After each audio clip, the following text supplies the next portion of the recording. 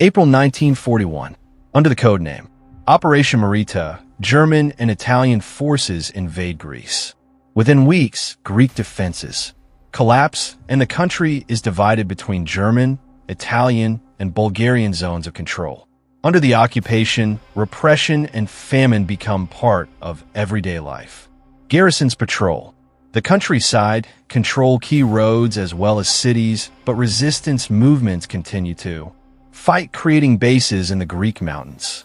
By the summer of 1943, as Italy's power crumbles and German forces prepare to seize full control of the region, violence surges once again. War and the killing of innocents reach also the village of Maziatitsa, home to about 800 people whom Germans accuse of helping partisans. During two assaults on July 25th and August 27th, 1943, soldiers belonging to the 1st Mountain Division of the German Army unleash a wave of terror. Homes are looted and burned, and 153 villagers, including 63 children, are murdered. However, these atrocities will not remain unpunished, and the perpetrators will pay for their crimes with their own lives. The 1st Mountain Division, known as the Edelweiss Division, had a reputation for toughness and discipline. It was an elite formation of Alpine troops drawn from Bavaria and Austria, trained to fight in snow, forests, and rocky terrain. The soldiers wore the white Edelweiss flower on their caps as a symbol of their courage, but by 1943, it had become a mark of bloody terror. The division had fought since the Second World War started on September 1st, 1939 in Poland, France, Yugoslavia, and the Eastern Front, where it had taken part in the invasion of the Soviet Union in June 1941, and the brutal anti-partisan warfare in the Caucasus. Its men had burned villages, shot prisoners, and killed civilians without question. When a unit arrived in Greece in June 1943, the order it carried from the German High Command was simple: crush the resistance by any means necessary.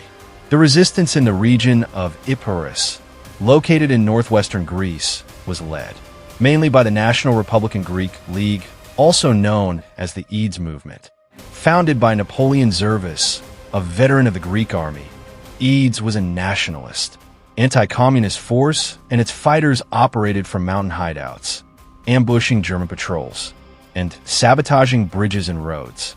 They were well organized but small in number, and relied heavily on the local population for food, shelter, and information about the enemy. To the Germans, this meant that every village that offered bread or a place to sleep was a bandit base, and the villagers themselves were no longer civilians. They were enemies. When 9 German soldiers were killed in an ambush near the village of Kopani on July 18, 1943, the commander of the 98th Regiment of the 1st Mountain Division, Joseph Saminger, demanded blood in return and chose as his target the village of Maziatitsa, located in the central part of the Epirus region. General Major Walter Stettner von Grabenhofen, commander of the division, approved the operation without hesitation, and on July 24th, a German plane circled above Maziatitsa, dropping leaflets that warned the villagers not to leave. It was a trap, and the next morning, on July 25th, lorries full of German troops rumbled up the narrow mountain roads. 4 separate groups from the 98th Regiment surrounded the village at dawn. On the contrary, it had only filled the hills with more rage and more will for revenge. Surprisingly, the Germans returned on August 27, 1943.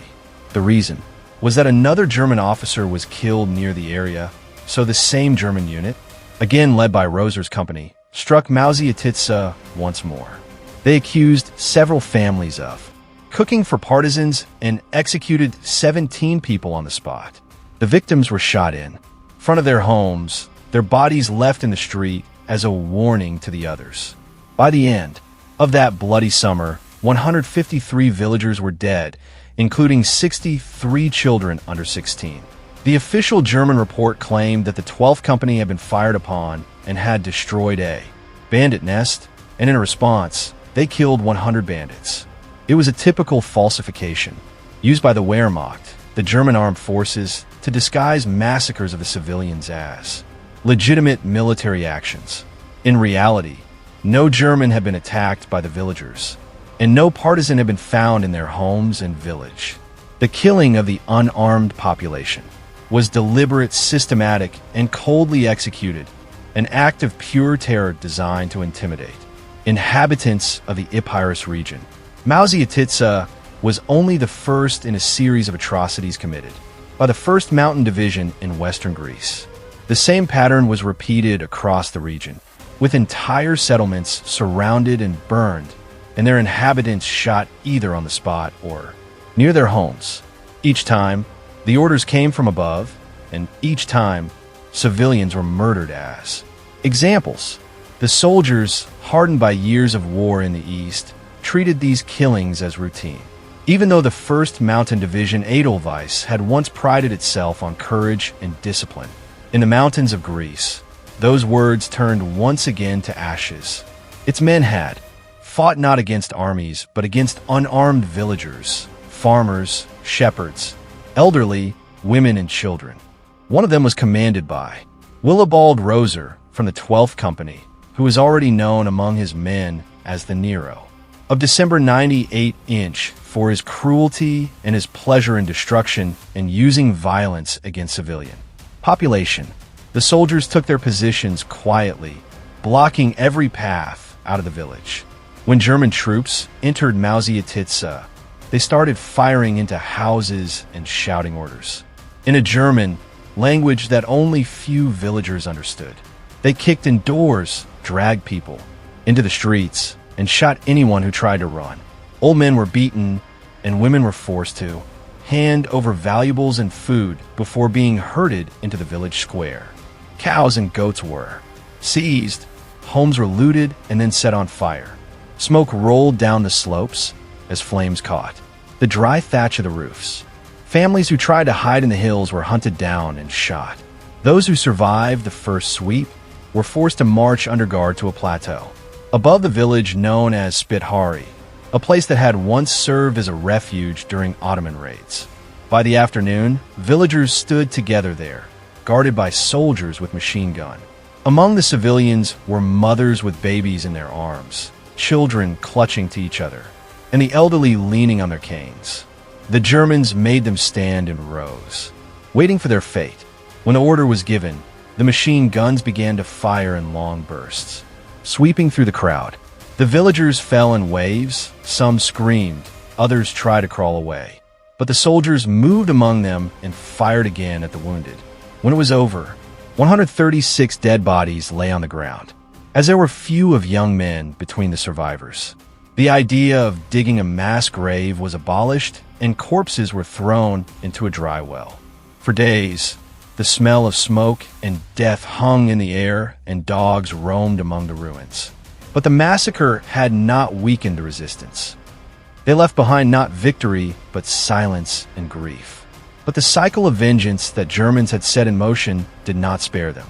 On October 1st, 1943, Joseph Somminger, the man who had demanded the destruction of Mauziatitsa from his superiors, was ambushed and killed by Greek partisans.